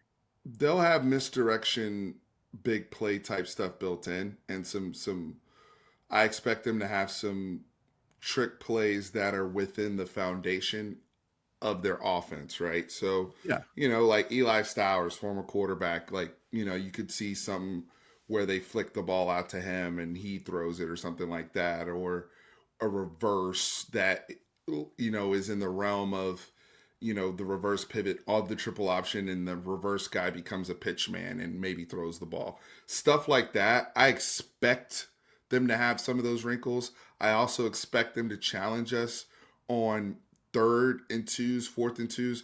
What's the one area of the field that you feel the most confident with Texas defense? It's on a 4th and 1 or 4th and 2 when somebody tries to go up the middle. That's where everybody feels good, right? And so that's going to be something to where, what does Vanderbilt do? Because that's also where they challenge a lot of people, with Pavia running it himself as like a lead draw or something like that. So one of those elements is going to have to give. That's where I expect them to really challenge the Texas defense. I'll also throw this out there. Don't, fake punts, very possible in this game, depending on how it goes, especially with Niblett now, where you're like, look, we don't really want to kick it to Ryan Niblett anyway. So if it's like 4th and 5, maybe we'll just throw a little fake punt depending on where we are on the field and, not be that scared of their offense. What's interesting? This is one thing everybody tries to shoot for, but I think Bama was able to do this well. And because Bama was able to win comfortably and covered that at -11.5 when they played Vanderbilt at home, in the second quarter, Alabama was able to get separation because throwing the football. Yeah. One thing where Vanderbilt does struggle because of the lack of back end athletes is against really good receivers. Yes. And so the Emmett Mosleys, the Ryan Wingos, like you look at last week, even against a good second, Kelly Jones is a good corner. Yeah. And Manning is a good safety at Mississippi State. There were a couple plays where we threw bubble and Ryan Wingo went for 60 yards. Yes. Right? Because he's a different type of athlete than they have, right? That's where you can really get Vanderbilt. Vanderbilt's really good against the run. Yes. We're going to have some issues getting going against the run. And last year, even though we were moving them, we were getting called for holding every single time. So I don't know how I feel about us running the football in this game, but I do think we can have some chunk plays in the passing game. It hurt Mizzou last week because they lost their quarterback in that game, Bo Pribula. But whether it's Arch or Matthew Caldwell, that's where Texas can get a lot of margin on Vanderbilt is in the passing game. Well, and that's the thing is you can even run your running game out of the passing game, and that may be what you have to do sometimes, especially with Trey Wisner. He's been really good in the flats. So I think that if you really want to get Trey Wisner more involved, even if you're not throwing it, sometimes you just got to get him out in the flats and let him use his athleticism to try and go break some of these tackles. But I'm with you 100%. Their secondary is the weakest part of this defense right now. The issue is they have a really good D-line. They've been able to get some pressure, and that slows you down from trying to throw the ball over the field. Alabama's just able to handle that. Mm-hmm. Texas is not going to be able to have the time to get deep passes, but if you can just get them the ball. Just get him the ball and see if they can break one tackle and go. Because that's what Ryan Wingo did last week, and he did it really, really well. And you don't win the game if Ryan Wingo don't just do what, those types of athletes can do. Let's get into our SEC Power Rankings. We do this every week on Thursdays here on the show. Here is what we had at the end of last week, Steven. This is what our Power Rankings look at. I don't know how much they moved this week. Our NFL we did last week, they didn't move a ton. We see in our Tier 1, A&M, of course, had no problem with LSU 49-25. Alabama had some issues with South Carolina, but were able to get it done and score there in the fourth quarter to win 29-22. Georgia was off last week. They did not play. Ole Miss took care of Oklahoma in there. Vanderbilt wins against Missouri. Texas wins against, and we all know, a comeback game against Mississippi State. Missouri does take a loss here at 15, but it was to a good Vanderbilt team. Tennessee gets a win over Kentucky. Oklahoma, of course, is off as well. Or Oklahoma takes the loss to Ole Miss in that game last week. So they're there. And then we also have LSU in that one. I think this is the week LSU, even though it's a bye, even though they're on a bye this week, they lose to Texas A&M 49-25. This may be the big move of this week in our power rankings. May just be sliding LSU down to Tier 3. Fire your coach, you get moved out of Tier 2. You're not competing further. So if we don't know, Stephen, basically our tiers are Tier 1 is legit contenders. Legit, these are playoff teams. These are guys that should be playing at a really high level. Tier 2 is guys who could still win the SEC, could be playoff teams. That's Tier 2. Tier 3 is you're just not as bad as Tier 4. Your teams that have talent on them, but they're not quite there. And then Tier 4 is season is over. It's done. Mail it in. You guys are not good. Yeah, so I would I like Tier 1, I think, is self-explanatory, right? I mean, I think that's in the proper order. Texas A&M is the third best team in the country right now. They're the only true undefeated in the SEC. Bama, Georgia, Ole Miss, Vanderbilt all have one loss, but Alabama, Georgia, Ole Miss, those losses, their one loss are really to like each other, right? And in that mix. So, and Bama's also undefeated in the SEC. So Tier 1 is self-explanatory. I would probably flip Tennessee and Mizzou, maybe. Only because of Bo's dislocated ankle with the quarterback position. Sense. Yeah, like Tennessee, Joey Aguilar's healthy, and they're getting ready to play OU, so that we'll get some clarity between 7 and 9, right, this week coming up between Tennessee, OU. Yeah, LSU definitely falls out of Tier 2 with the firing of Brian Kelly, and just them getting belt to ass by Texas A&M at Death Valley. Absolutely embarrassing. Who else here? I mean, who won Auburn, Arkansas last week? Who? Auburn ended up winning at 33-24 with 17 points in the fourth quarter. Gotcha. So yeah, the rest of that makes sense. It makes sense. If Auburn lost Arkansas, they dropped down to tier 4. Gotcha. Mississippi State has played well enough, but they don't have an SEC win. They're 0-4 again, so they may drop to tier 4 soon enough, as it feels like some of these teams are starting to head the wrong direction and being out of contention. But I think right now, yeah, I'm with you. I think flipping Missouri and Tennessee right now feels about right. Oklahoma's not playing that well. They're on the edge of at 2-2 in the SEC with a really tough rest of their schedule. Like, this is a question we asked the other day. Does Oklahoma lose out? And I don't think they do, but the rest of their schedule, Steven, Tennessee, Alabama, Missouri, LSU. So I was told by OU fans that Missouri was an automatic win because of last season. So I'm going to hold them to that. Now, It's an automatic win. They literally said, we have 4 guaranteed wins coming in this season. Missouri's one of the guaranteed wins. I know that it sounds ridiculous now. Well, but if you want to say Missouri's a guaranteed win because they just lost their quarterback, I'm much more on board with that than remember last season. Right. So, LSU, I'll give them the benefit of the doubt for the LSU game, and I don't know. The Missouri game is 50-50 to me. Tennessee, I think they're gonna lose at Knoxville. I think they're going to lose because Tennessee and Ole Miss offensively are very similar with the variant shoot of what they run. Now, Joey Aguilar is not as elusive as Trinidad Chambliss was, but I think what you saw, in Norman, the fact that Ole Miss was able to run their offense with no issues in Norman, Oklahoma, was a big problem.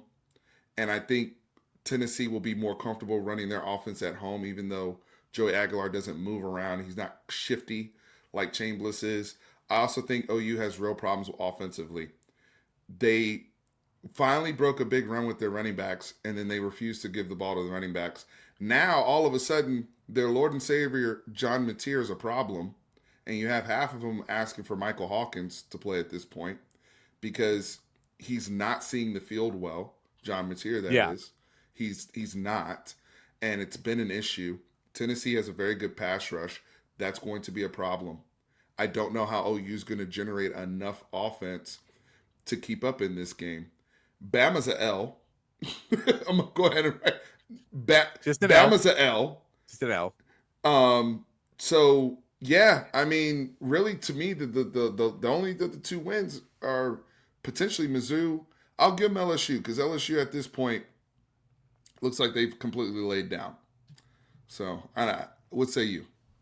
I mean, the LSU one's going to be interesting. We haven't seen they lay down. They could be rejuvenated without Brian Kelly. True. We haven't seen them play without Brian Kelly. And so, are they rejuvenated? Or, I mean, by the way, that job, and Chip talked about this a little bit ago, and I'm 100% on board with him. That job went from the best job available to maybe 3rd or 4th because of the governor. Because the governor is so present. Why is he so because he's one of these guys now who he's the governor and he knows how everything works. And so I like the fact that he was basically like, it's a conspiracy that they're hiring their own friends to come in and do this in CAA. And we're like, well, then why has every other school figured it out but you? So everybody else figured it out. Maybe you just hired the wrong AD, that he made some bad hires. He's going to turn off some coaches for sure. Well, yeah, but that's the thing is there's no president. We've just been told the AD has no power. Yeah. The AD's just been neutered. So why don't you fire Scott Woodward now? If he's not allowed to make the hire, hire somebody else. Right. And then tell me that guy, because if I'm talking about being in sports and I want to work in sports and I like that, and then a politician's going to walk in and go, I decide whether or not. And if you lose at my school, the whole contract is BS. I'm going to sue you and waste so much money to try and sue you to not have to pay that money. You're like, why would I ever go there? Why would I ever want to go there? Because it just seems like there's no possible way this turns out well for anybody. So I don't know mean, how they turn that governor off, dude. Because it's nasty work what he's doing on the microphone right now. 100%. It's not good. And he is going to cause some people. He's just lowering the value of that job so much. Where are my keep politics out of sports people at? Huh? I know. Speak up. Keep politics out of sports. Like, yeah, dude. Yeah, that dude was because I was like, look, by the way, I also would not let Scott Woodward hire my next coach. I'm with you on that. He's valid there, but fire him. But why I wouldn't have walked out. I wouldn't have walked out and held a press conference and gone, there's no way he's hiring the next guy. And to go, well, then why is he still there? Like, this seems like one of his big responsibilities. This seems important. That tells me then we are not in the market for a head coach right now. We're in the market for an athletic director. That's how people do things with structure, right? If I'm not going to hire this other guy and then go and fire Scott Woodward and give the other guy a new boss that guy didn't bring in. You see what I'm saying? Like, there's nothing wrong. If you want to clean house. That's your prerogative. Just do it the right way, structurally. Yes. But this whole thing of mixing the politics in there and talking trash, and you're talking trash against somebody that's still currently an employee of your school, of your program. And also it's the well, I don't know how we're going to do it, but that guy won't be doing it. Like, okay, not confidence inspiring because you haven't even told me who's on this director. And is it just your buddies? Is it a bunch of dudes? Because I've spoken to a lot of people. I've spoken to a lot of very bright, very smart people who know politics and from different sides and other things and all of those people, right? And they are completely ignorant to sports because they don't do it all the time. They don't live in that world. And like, if you don't live around that world where, I can do the show with Steven because Steven has his own channel, Fanatic Perspective. So he watches a lot of stuff just alone, but then he has to talk about it. He talks about it with other people, and it becomes something that you just get much more knowledgeable about it. Versus, I like sports, and if they're on, I watch them. But I also I watch, probably 2 games a week. Well, then you probably shouldn't be deciding any of this. Mm-mm. Have you ever watched film on LSU? Then you should have no say in this. You should get people who've watched the film and if can go through and pick. I agree, Scott Woodward not the guy to hire the next coach because he has done 2 bad jobs hiring guys. Hire guys that are not necessarily the most beloved guys in the world. But the same part, he just lowered the value of that job immensely. And it is crazy how much he lowered the value of that job. Shout out my man Wags texting me. Text talking about the offensive line for Vanderbilt, which is an interesting thing. Interesting point, though. What was fun was on Chip and Zay today. Drew Fabianich, the executive director for the Senior Bowl, was on and talked about why they do that. And it makes sense, which is basically the offensive line aligns to the tight end. They don't align. So your right guard and left guard and your right tackle and left tackle will switch spots based on where the tight end is. But the reason you do that is it's strong side, weak side. You don't change how you protect things. You don't have to learn 2 ways to do it. You always do the same thing. So you're either always strong side or always weak side. Interesting. And I was like, oh, that makes sense now that you say it. It just simplifies things. But it's also a little bit more complicated because you have to learn how to do that. Right. The footwork is going to be interesting there of how that's taught. And yeah, that's interesting. So yeah, I was like, that's an interesting piece of well, instead of teaching your guys how to be both sides of the ball, you just always just flip them around and go, it's fine either way.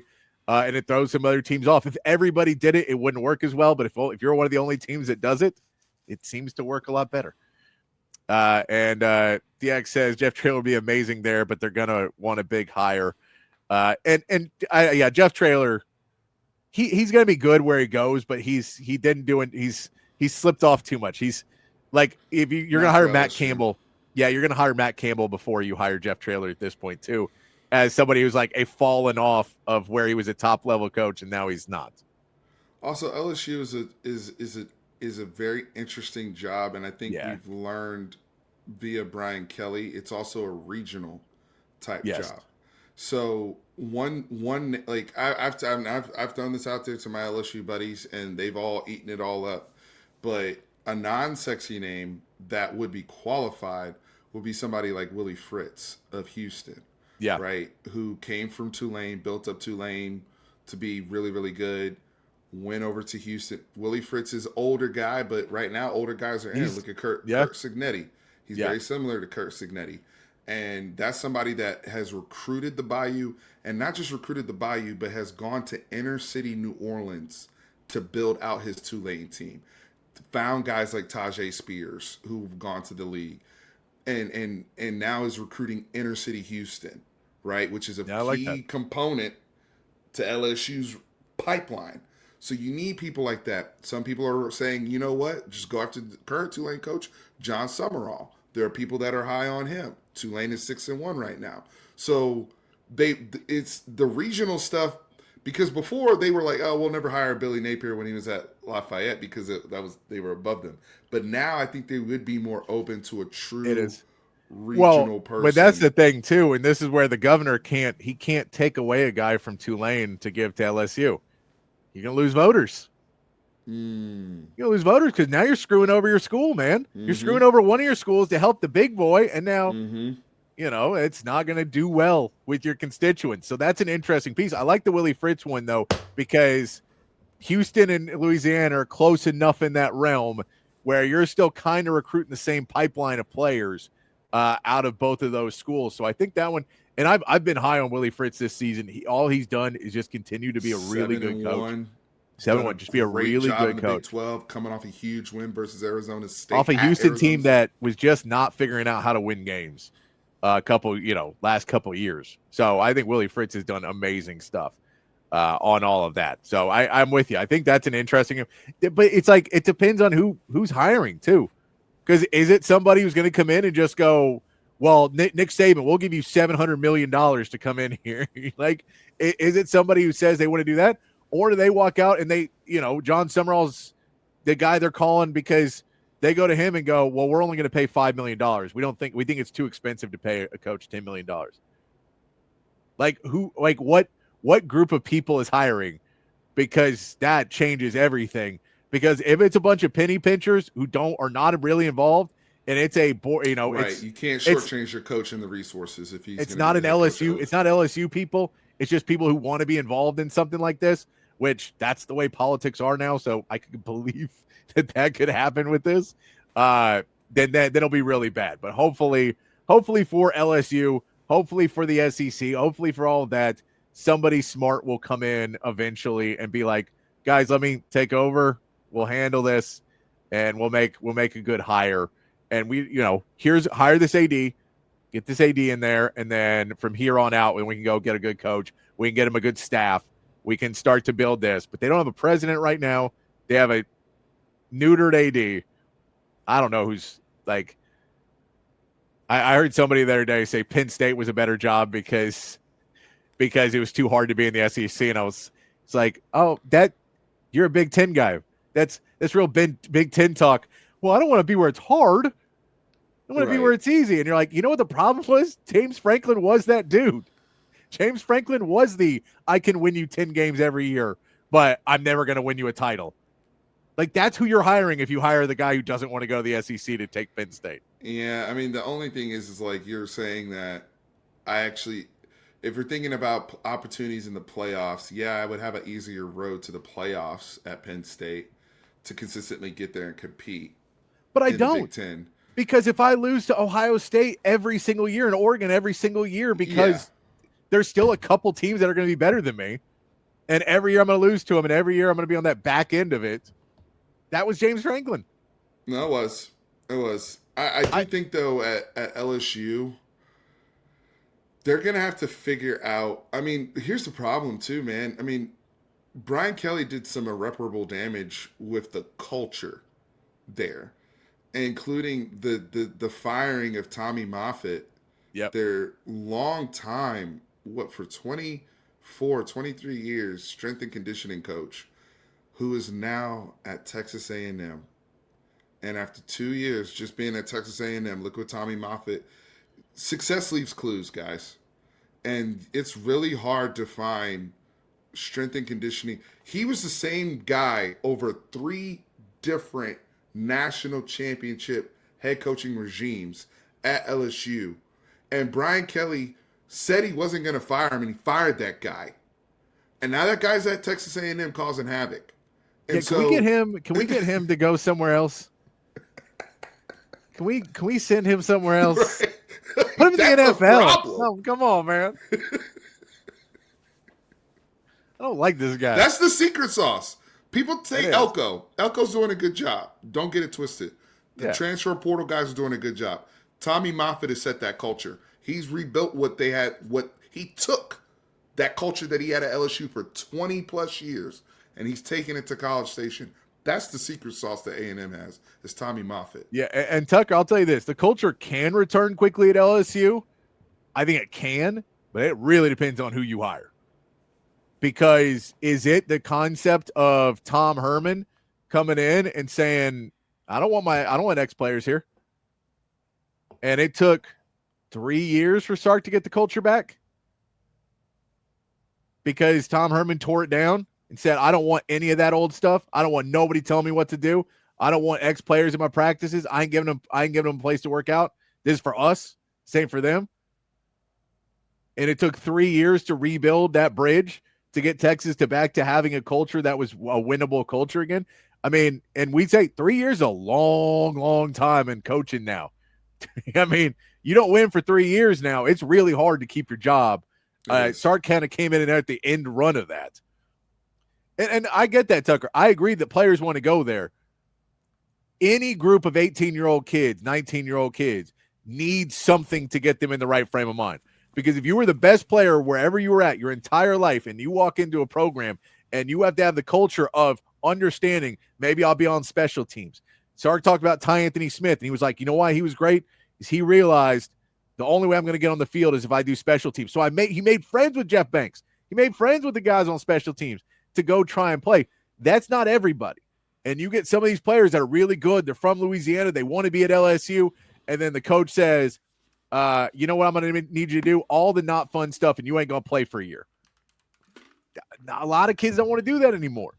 So you do have to have a program of older guys who were there, who are a part of it. And that's why it took Sark 3 years, because it took Bijan Robinsons and everybody else to pave it and pave that path for the culture change to go back to it. Because the guys who are older, it's a new thing. They're already trying to get to the NFL or wherever they're going next.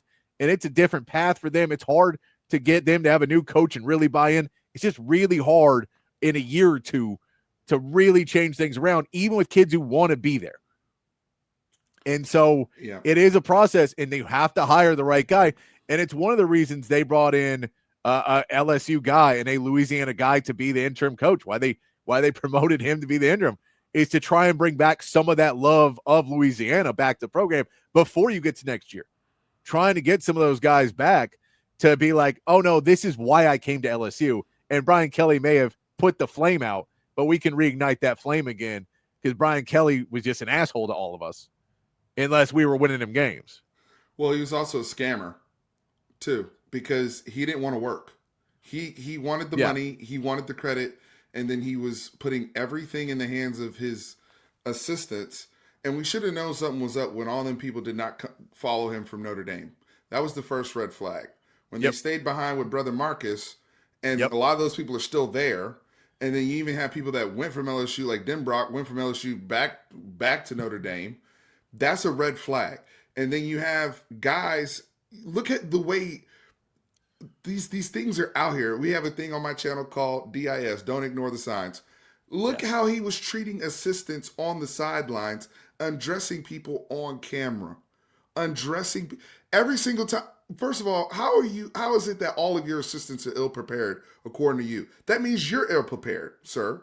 That means you don't know what's going on. That means you're not dialed into the meetings and the weekly game plan. And that's why all this nasty-ass tea is coming out right now about him wanting the cliff notes from a meeting or this or that. What meeting are you sitting in, bro? You just having us do all of the work and you just delegating everything and you don't want no involvement, no say with anything. But on game day, you get mad when something starts to go sideways or something's not buttoned up. Now it makes sense why you lost all your damn openers up until this year. Now that makes sense. Now it makes sense why your team was always never buttoned up, no matter how talented they were. And the worst thing that happened is that Jaden Daniels bought you time.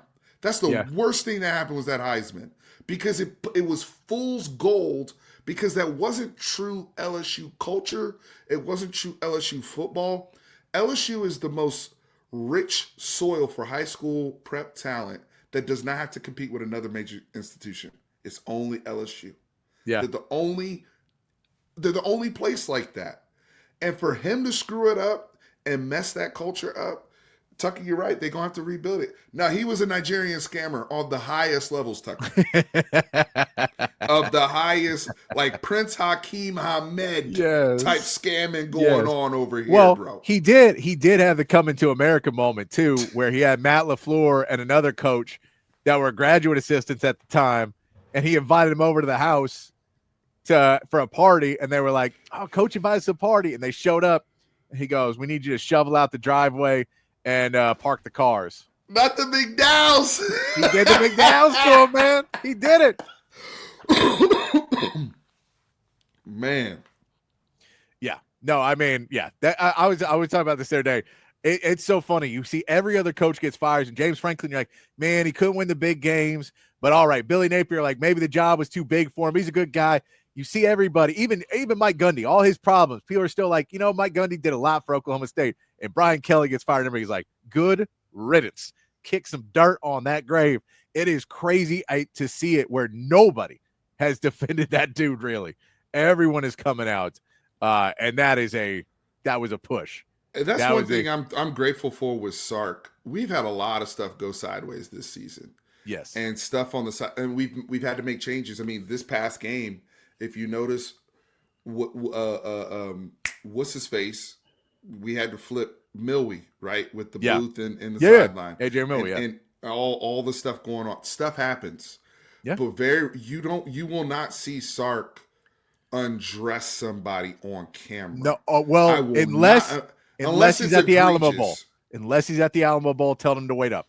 Other than that, no one else. Other than that, but like as a head coach, you know where the cameras are when you're on the sideline during the game. Yeah, you know, right? Especially during a TV timeout or something like that. Brian Kelly would go out of his way to embarrass you. He would go out of his way to do it in front of the camera. That's not a man you want to work for. That's not a man you want to play for. And people like Willie Fritz, who understand the soil of Louisiana, that's to me the type of, I'm not saying it has to be Willie Fritz, but people like that are pure, that truly understand Louisiana, truly understand where these kids come from and how to treat staff members. That's who you want running that program. All right. Let me ask you this about another guy that no one should want to play for. I saw you upset about this yesterday. So Jerry Jones posting, well, guys, this is more important than football. Clearly, this is why I ain't fixing the defense right now, because I got to go out here and make a deal. And you're like, cool, make your deals. Be a businessman. Stop trying to run the team, too. Stop it. So I just wanted to give Cowboys are a side hustle, man. Side hustle. And when we see one of the new owners of the Colts, she's on the sideline. She's trying to learn. And I get at a certain point, I'm also like, you should hire some more football people and not make your staff. But maybe she does. Maybe she has like a tutor or somebody that's not part of the staff to help her continue to learn. But I'm like, I get it. I'm doing well. Yeah. That you're trying to learn the game because you want to make those right decisions. And this is where you're at. So I'm fine with it. But Jerry Jones, like, so you're not going to be that involved. You don't want to be that involved to actually know what's happening. But you do want to be involved enough that you get your name on all the plaques. That's not how winning works. You know, the Carly Ursay story is cool, and I'm with you. Like, it's like you could take it one of two ways. I think some people are taking it as like performative, like, you know, and I think another way is like when I judge that, when I truly listen to her speak, I do think she's genuine. Yeah. Because the stuff that she was saying that was coming from the headset, I could tell she was really listening and she's done her due diligence. Like when she talked about tagging receivers, I'm like, that's really high level stuff you're talking about, ma'am. And I could tell she went and got with a coach and learned What does this Yes. mean? Why are we doing it? What is the purpose? I just want to know what my employees are doing, right? I want to know that you're doing with confidence. I'm not here to make the decision on who should be the one on the headset, blah, blah, blah. But I want to know that you guys are competent, right? And I do think you can hear that, and I agree with her. So, and she has every right to do that it's her football team. There's good vibes in Indianapolis. They're 7-1 or whatever the hell they winning are. football. That's the other They're thing. winning. If they weren't winning, then maybe I could make more fun of her and be like, "Oh, you're rooting." They're winning. You gonna say? It's a cool story. It's a cool story, and if it continues that way, especially a younger lady that's killing it like that, that sounds like a Hollywood script to me. You know, of a young lady. She is third generation nepo baby, but I mean, hey, we would want a daughter that takes pride. She's so much better already than Jim Irsay, bro. He was, but Jim Irsay was a nepo baby. Yeah, right. He didn't buy the team either. He didn't do it either. Grandpa was the one that stole him from Baltimore. Yeah, in the middle of the night. But with Jerry's the worst kind of scum. Jerry is the worst kind of scum.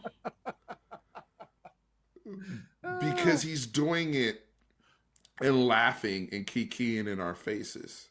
Talking about, this is why I'm talking to you and telling you over the phone, knowing full damn well we about to see this. And he knows we can't stop him. He knows there's nothing we can do about it. And so, yeah, it sucks. I've complained all over social media about it, but like, what can I do? I'm like, bro, at this point, go spend a bag and get Myles Garrett and make me shut up or something. Like, go do something to make me feel good. He's gonna go get you a middle tier linebacker and maybe a middle tier DB, and then fire Matt Eberflus at the end of the year and be like, that was the problem, not me. All right, my man Baby Bruce finally hopped on a little late, but still good. We got Baby Bruce joining the show here. We only got a little bit of time, Bruce, but we'll get to some SEC games real quick. Yeah, man. See where we're at. He got the car in the background. You see these guys trying to show off the good car in the background there. Do you like the license plate? I can't see what it says. Roll Tide. There it is. And you know. Let's start off, Bruce. Cocktail party, Georgia at Florida, 2:30. This is always a fun game. 7.5 point spread for Georgia this week, Bruce. Is this at all a trap game for Georgia, or is this just they're just fine? Gunnar Stockton's going to win it.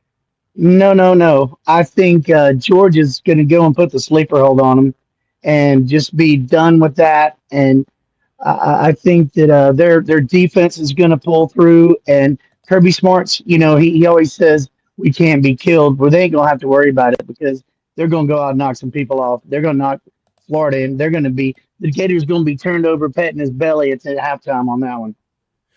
I think that's probably a good call on that one. It is. It does feel like Georgia has just been playing much better football. Florida hasn't really recovered from the problems earlier in this year. It seems like it's going to take an offseason to get them back on track.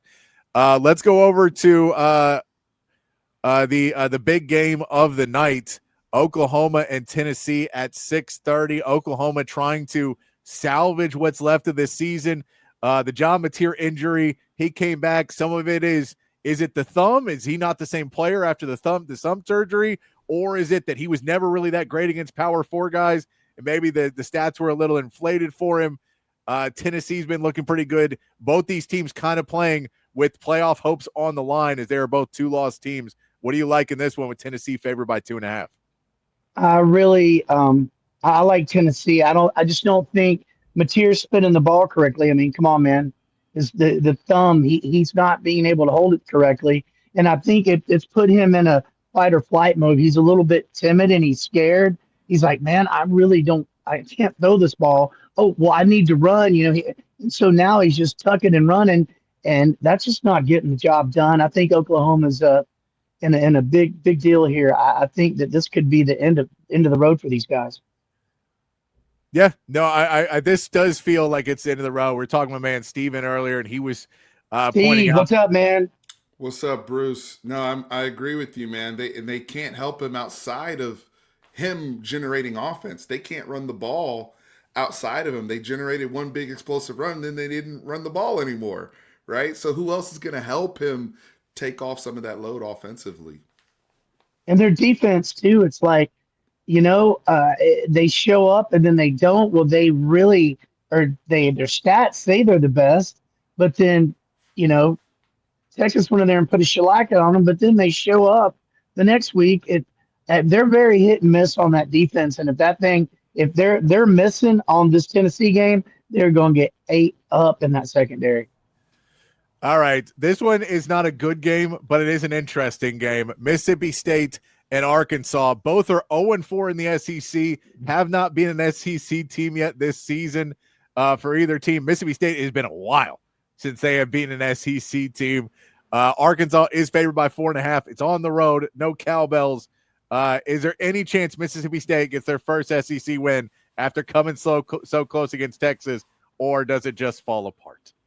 I think this is in the road for the cowbells. I think that Petrino is going to come up there with a cheerleader on a Harley, and he's going to pull up in there, and he's going to do his thing. The guy's right on the cusp of making this team good again. And I think, honestly, if he can pull it together, just pull it together, beat Mississippi State and just pull it together, I think he has a really good chance of being, the coach, the coach of the team. Arkansas's defense, they're kind of hit and miss. Their quarterback's amazing. Taylor Green's really good. Watching him play. Yeah, he's amazing. So I think that like I said, Arkansas is going to come out with this sweet. Do we have an over-under on points for this game?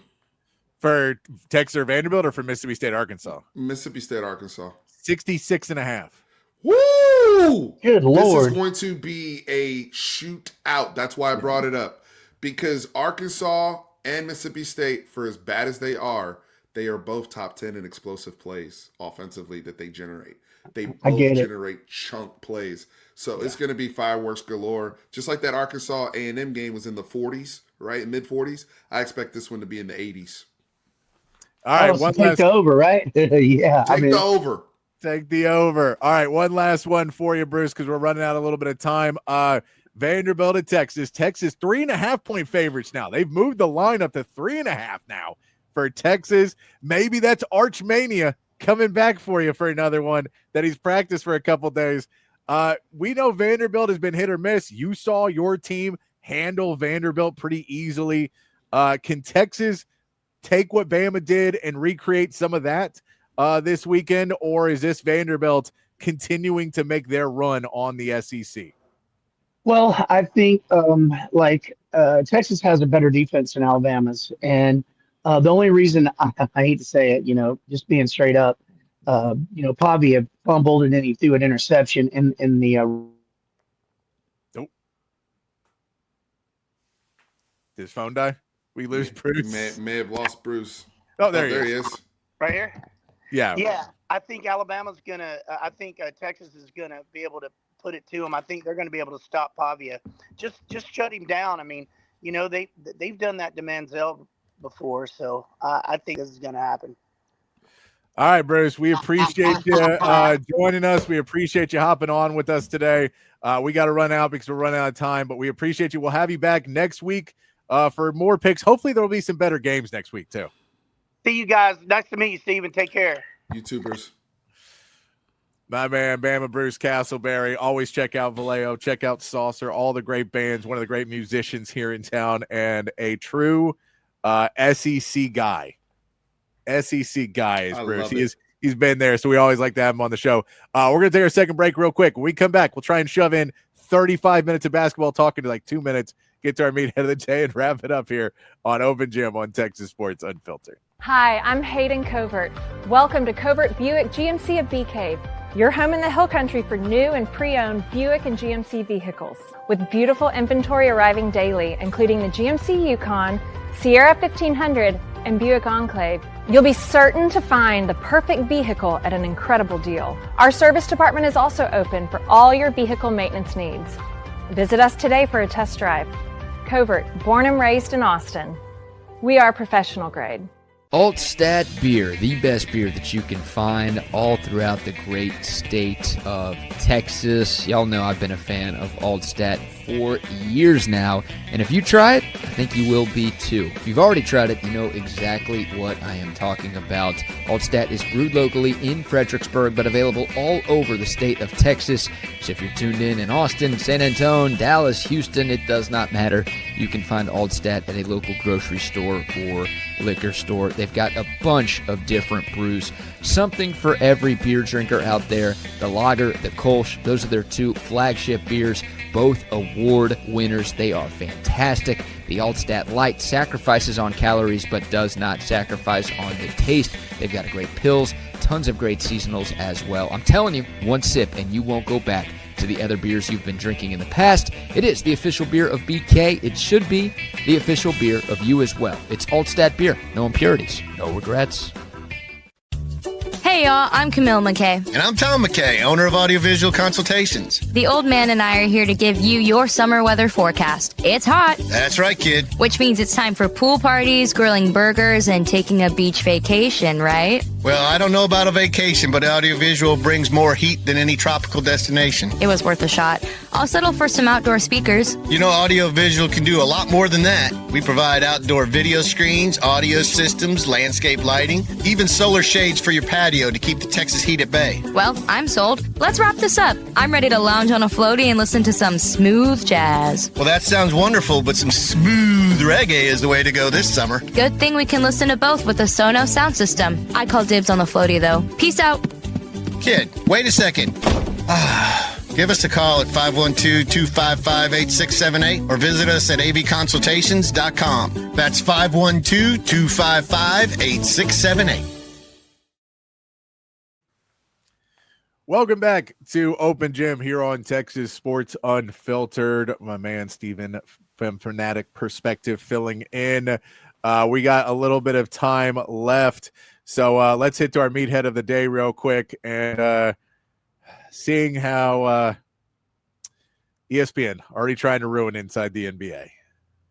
That we've this is our second week on ESPN. Yes, and we still haven't talked about the Cowboys. Isn't that amazing? Cowboys. Oh, you know, they have a contractually obligated to talk about the Cowboys every day, even though their defense can't stop a bloody nose. Stay off my team. What? Stay off the Cowboys. How did we get to the Cowboys? That's my team. No, you know that's a listen. Stop people from scoring. Stay off my team. Don't trade your best defensive player. Then whine about can't stop anybody. Yeah, those Cowboys. Come on. There was Chuck on Inside the NBA.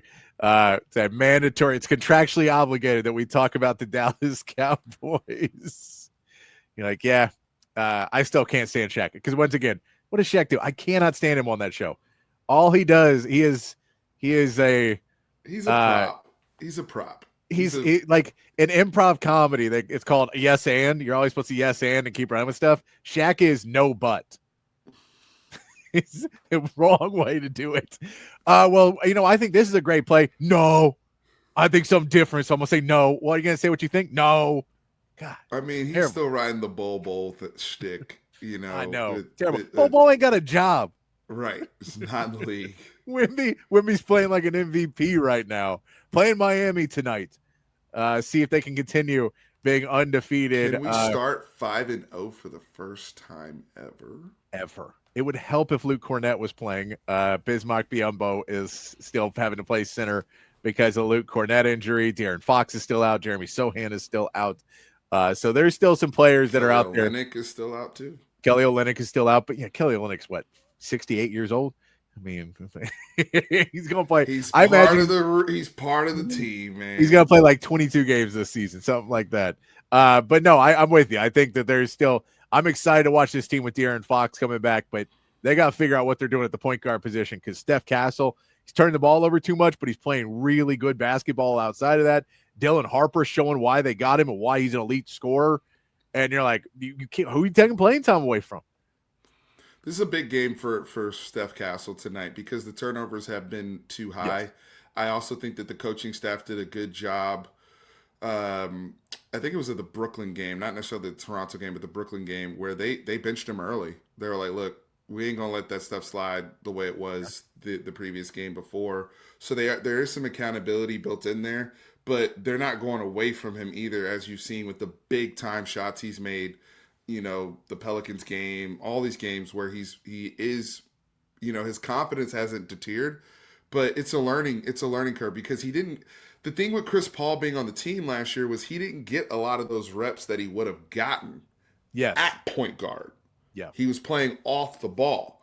So now that he is making decisions and setting pick and rolls and driving, and sometimes driving aimlessly or gets a little too overzealous.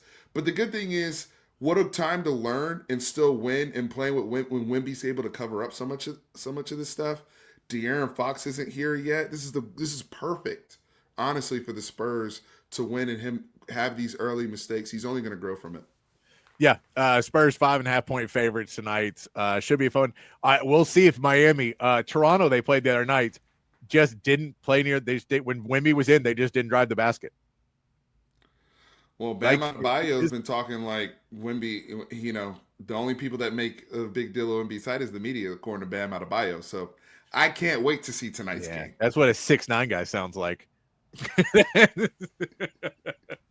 I like Bam Adebayo. I do like Bam, but that does sound like some sour grapes right there. No, man, they're only talking about it because you're like, dude is really long. He makes up where two guys are 2 steps past him and he still blocks their shot. It's just been insane to watch this year. I just don't want to see Bam making no business decisions tonight because other people have been making business decisions all over the court. So that's what Miami. I mean, Miami is trying to be tough, trying to go at him. Spoelstra's just happy. He's the longest tenured coach now. He outlasted Pop. He's now the longest tenured coach and finally got that stop. All right, we got to get out of here. Steven's going to be back with me tomorrow. Fanatic Perspective. Tell them where to find you again, Steven.